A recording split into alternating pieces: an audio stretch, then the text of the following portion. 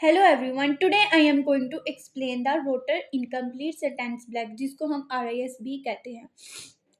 ये टेस्ट जो है वो जूलियन बी रोटर ने 1950 में डेवलप किया था। ये एक प्रोजेक्टिव पर्सनैलिटी टेस्ट है जो यूज़ होता है पर्सनैलिटी स्ट्रक्चर, इमोशनल एडजस्टमेंट और साइकोलॉजिकल कन्फ्लिक्ट्स को एक्सेस करने के लिए।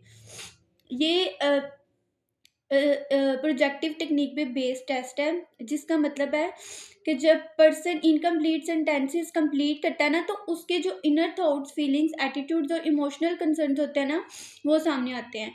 ये RASB टेस्ट जो है वो वाइडली यूज होता है clinical psychology, counselling, educational psychology और पर्सनैलिटी असेसमेंट में। ये टेस्ट जो है वो साइकोलॉजिस्ट की मदद करता है ये अंडरस्टैंड करने में कि इंडिविजुअल की emotional functioning, interpersonal relationships, self concept, खुद के बारे में वो क्या सोचता है और फैमिली के साथ उसकी कैसे रिलेशनशिप है, एंड लाइफ की सिचुएशन में उसकी एडजस्टमेंट कैसी है। ये टेस्ट जो है वो बहुत ज़्यादा सेंटेंसेस पे मुश्तमिल है। इंडिविजुअल जो है ना, ये टेस्ट कंप्लीट करता है अपने अल्फाज में। फॉर एग्जांपल एक सेंटेंस है, आई फील हैप्पी व्हेन आगे डैश, वो आगे इंडिविजुअल कंप्लीट सेंटेंस करेगा। इस टेस्ट का मकसद यही है कि जो इंडिविजुअल के अनकॉन्शियस थाट्स हैं, इमोशनल कन्फ्लिक्ट्स हैं एंड पर्सनल कैरेक्टरिस्टिक्स हैं, इससे वो सामने आएंगी। इसको एडमिनिस्टर करने का तरीका ये स्ट्रक्चर प्रोसीजर है। हम इंडिविजुअल को एक क्विट बिठाएंगे और हम उसे RASB फॉर्म देंगे। ये टेस्ट मैं खुद पे ही कंडक्ट कर रही हूँ।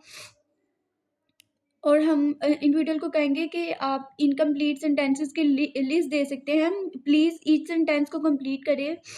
कि मतलब आप ऐसे सेंटेंस कंप्लीट करना है कि आपको देख के आपके दिमाग में जो पहला थॉट आता है वो आपने लिखना है और ऑनेस्टली और नेचुरली रिस्पॉन्ड करना है। इसमें राइट और रॉन्ग आंसर्स नहीं होते। इंडिविजुअल ज़्यादा नहीं सोचेगा और रिस्पॉन्ड स्पॉन्टेनियस करेगा। ये 40 इनकम्प्लीट सेंटेंसेस हैं। ये तो 15 से 20 मिनट्स लगेंगे इस टेस्ट को करने में। जो एग्जामिनर है वो इंडिविजुअल का बिहेवियर भी ऑब्जर्व करेगा टेस्ट के दौरान। मिसाल के तौर पर हेजिटेशन, इमोशनल रिएक्शंस और रिस्पॉन्स करने में डिफ़िकल्टी। कंप्लीट करने के बाद जो है एग्जामिनर कलेक्ट करेगा फॉर्म ऑफ स्कोरिंग वाला फॉर्म और इंटरप्रिटेशन। इसका स्कोरिंग का प्रोसीजर मैं बाद में बताती हूँ, पहले हम इनकम्प्लीट सेंटेंसेस कंप्लीट कर। अब जो है वो मैंने इनकम्प्लीट सेंटेंसेस भी कंप्लीट कर लिए हैं और इसकी स्कोरिंग भी कर ली हुई है। हमने इसकी स्कोरिंग भी कर लिया है और इनकम्प्लीट सेंटेंसेस भी कंप्लीट कर लिए। इसका स्कोरिंग का procedure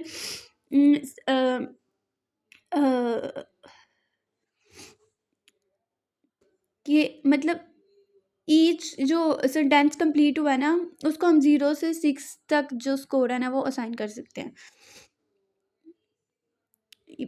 scoring base emotional adjustment के लेवल पे बेस होगी। स्कोर 0 जो है ना वो इंडिकेट करेगा good adjustment and positive emotional health को। स्कोर 1 जो है इंडिकेट करेगा गुड एडजस्टमेंट को। स्कोर 2 इंडिकेट करेगा नॉर्मल एडजस्टमेंट को। स्कोर 3 इंडिकेट करेगा कि स्लाइटली इमोशनल कन्फ्लिक्ट है। स्कोर 4 इंडिकेट करेगा मॉडरेट इमोशनल डिस्टर्बेंस है। स्कोर 5 इंडिकेट करेगा कि बहुत ज़्यादा सीरियस इमोशनल डिस्टर्बेंस है। स्कोर 6 इंडिकेट करेगा severe emotional conflict and poor adjustment है। एग्जामिनर है ना जो हर रिस्पॉन्स को केयरफुली रीड करेगा और स्कोर बेस एंड साइन करेगा स्कोर इमोशनल कंटेंट के बेस में। Positive health and emotional stably responses जो है वो लो स्कोर रिसीव करेंगे और नेगेटिव कन्फ्लिक्टेड और इमोशनली डिस्टर्ब रिस्पॉन्सेज जो है ना वो हाई स्कोर रिसीव करेंगे। 40 सेंटेंसेस को स्कोर करने के बाद जो है ना एग्जामिनर सारे स्कोर्स को कैलकुलेट करेगा, जैसे ही मैंने कैलकुलेट किया है।